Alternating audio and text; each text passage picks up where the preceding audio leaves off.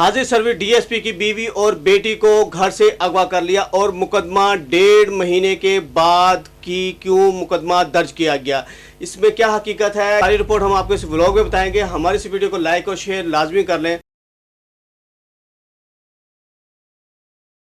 अस्सलाम वालेकुम नाज़रीन, मैं हूं आपका मेज़बान शाहिद खान और आप देख रहे हैं प्रोग्राम जुर्म की तफ्तीश।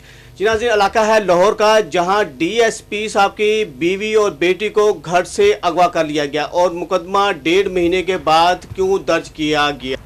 इज्जतदार शख्स के साथ ये मामला पेश हो जाए तो वो चाहता है कि ये मामला पुलिस तक ना पहुँचे, वो उसको खुद ही सॉर्ट आउट कर ले और ये मेरे घर का जो मामला है वो मेरे घर तक ही रहे, लोगों की ज़बान हाल पे ना आए। और वो डीएसपी साहब अपने तौर पे ही अपने रिश्तेदारों और इर्द गिर्द से लोगों से तलाश कर रहे थे, लेकिन 1.5 महीना गुजर गया, अभी तक उनकी बीवी और बेटी का अता पता नहीं चला। दूसरी तरफ आम आवाम का सवाल ये भी है कि एक हाजिर सर्विस डीएसपी की बीवी और बेटी को घर से कोई अगवा करके लेके चला जाए तो एक आम आदमी किस तरह ज़िंदगी गुजारा। जो डीएसपी साहब हैं ये बड़े काबिल और दबंग अफसर हैं, जो सीआईए कोतवाली में भी इन्होंने ड्यूटी सर अंजाम दी है।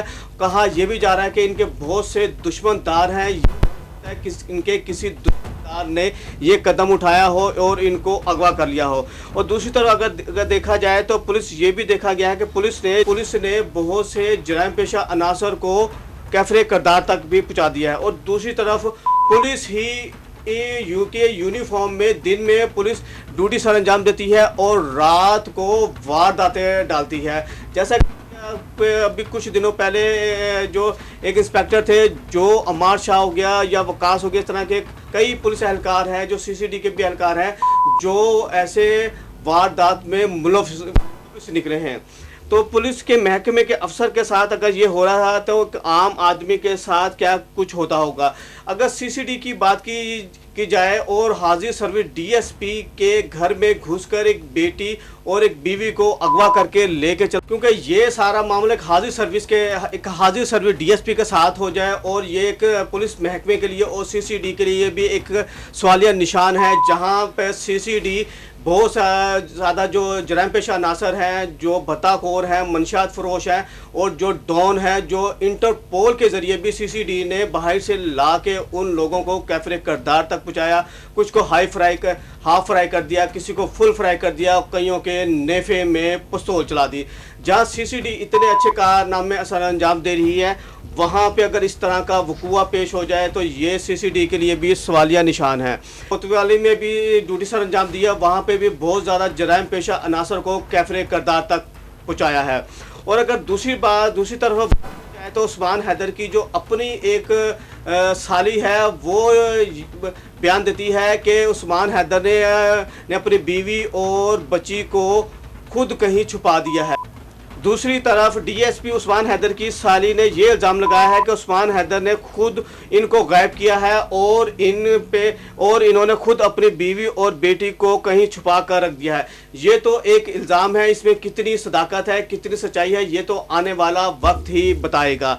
लेकिन अगर 1.5 महीना गुजरने के बावजूद अभी तक डीएसपी साहब की बीवी और बेटी का कोई अता पता नहीं चल रहा कि वो इस वक्त कहाँ हैं और किस हालत में हैं। लेकिन अगर पुलिस के महकमे और हाजिर सर्विस एहलकार के साथ ये हो रहा है तो एक आम आदमी के साथ क्या कुछ होता होगा। इनकी जो साली हैं वो भी अपने मुख्तलिफ चैनल पे और इंटरव्यू देते हुए दिखाई दे रही हैं कि जो हाजिर सर्विस डीएसपी साहब हैं उस्मान गुजर साहब, उन्होंने अपनी बीवी और बेटी को खुद गायब किया है। ये इनकी जो साली हैं, साहिबा हैं, इनकी ज़रा गुफ्तगू सुने आप। आती है कि मैंने अम्मी आना है तो मेरी ये टिकट हो गई है तो मैं ना आ रही हूँ, तो तुमने इसके साथ क्या किया है, तो तुम तो इतने बड़े ऑफिसर हो तो किधर चलेगी बच्चियाँ, तू तो मिनट में लगा के ढूंढ सकता है इनको। तो वो कहता नहीं, मुझे तुम्हें तो सारी जगह ढूंढ रहे हैं, आप भी ढूंढे मैं भी ढूंढूंगा। फिर कहता दरवाज़ा खुला रखना, आ जाएंगी खुद ही। फिर मुझे कहा कि भाई ना फैसलाबाद वाला घर ताला लगा हुआ है, उधर खोलो, उधर चली जाओ, उसको वो घर बड़ा प्यारा है ना, तो वहाँ पे आ जाएगी, खुद ब खुद आ जाएगी। मैंने कहा ये वो मामला हैं जो अभी डीएसपी उस्मान हैदर गुजर के साथ पेश आया है। इसके अंदर जो मज़ीद अपडेट या कोई इन्फॉर्मेशन मिलती है वो भी हम आपके साथ शेयर करेंगे और आपको बताएंगे कि इसकी अब तक क्या पेशरफ्त हो चुकी है। इसी के साथ मुझे इजाज़त दीजिएगा, मिलते हैं एक नए व्लॉग के साथ, तब तक अस्सलाम वालेकुम।